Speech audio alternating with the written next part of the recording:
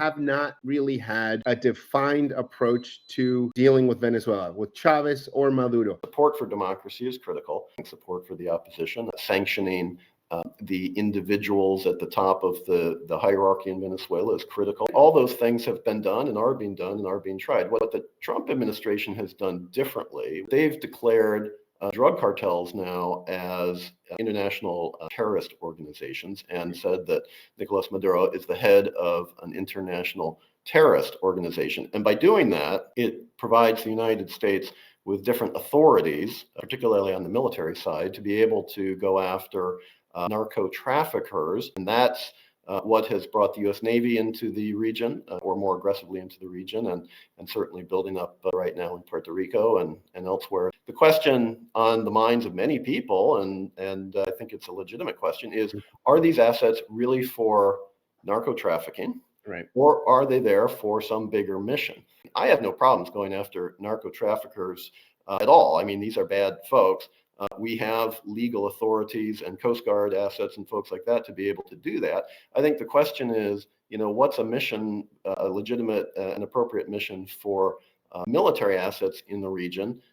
Look, the Maduro regime is involved in narco trafficking. There is a Cartel de los Soles. They are involved in some really bad things. So I don't think it's a clear-cut issue as some people on, either side are making it. If it does become either a stated or just de facto regime change mission, what's the potential there for even more lack of stability and chaos? Well, absolutely. And look, Venezuela is a large country. Most folks in North America just don't realize how big most of the countries of South America really are.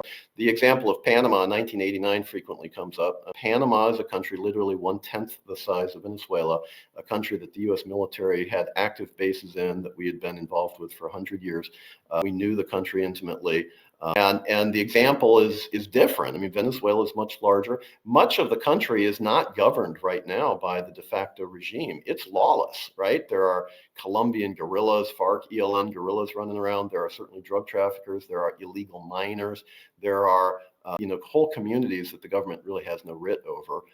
And then there are militias and folks who may be loyal to the regime. They may not, but unless that's tested, you wouldn't really know. The point that I'm making is just to confirm, Luis, what you're suggesting. It would be a really complicated thing. But having said that, I don't really get the sense sitting here in Washington in the middle of September right now that anybody is gaming out a U.S. invasion or takeover of Venezuela. The assets don't suggest that. The rhetoric coming from the White House doesn't suggest that. The president's own record would not suggest that.